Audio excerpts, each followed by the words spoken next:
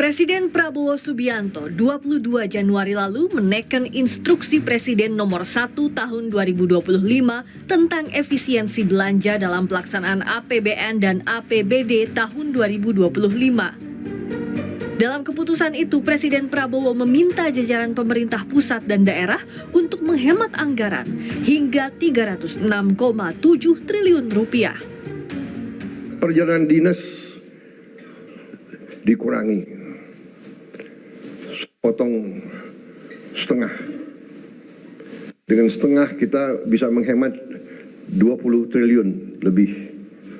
Kalau kita hitung 20 triliun, berapa puluh ribu sekolah, gedung sekolah bisa kita perbaiki.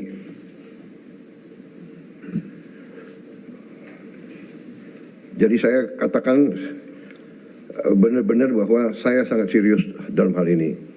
Saya minta loyalitas semua menteri, semua kepala badan untuk patuh dalam hal ini. Menteri Sekretaris Negara Prasetyo Hadi menyebut sebagian dana hasil penghematan akan digunakan untuk memperluas jangkauan penerima manfaat program makan bergizi gratis. Bapak Presiden merasa juga ingin sesegera mungkin untuk itu bisa menerima manfaatnya lebih banyak, ya, lebih merata lagi. Nah, tentunya di situ ada konsekuensi, mungkin kita memerlukan penambahan biaya.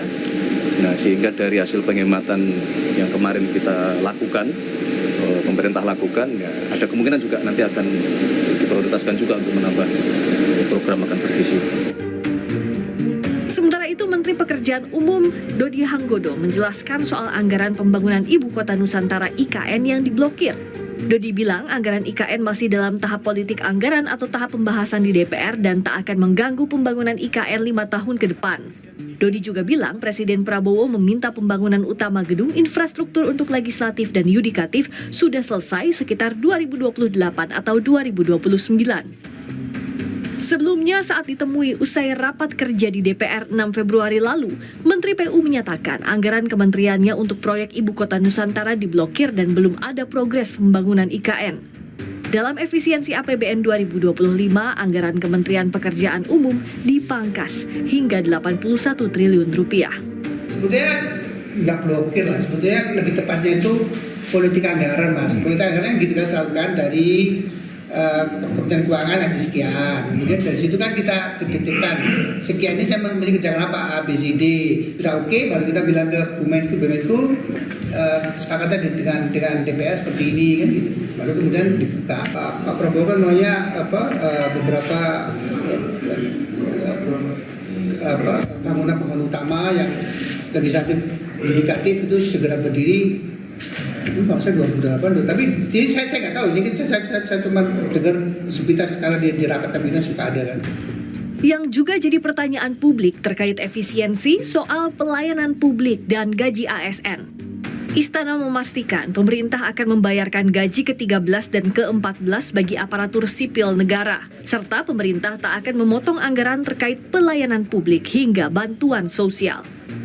Ibu Menteri Keuangan sudah ngasih pernyataan kan?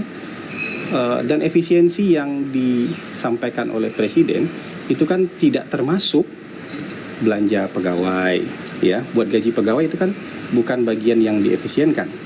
Jadi gaji ke-13 sama THR itu merupakan hak dari para pegawai negeri dan itu akan dibayarkan. Menteri Keuangan kan sudah juga memberikan pernyataan soal itu.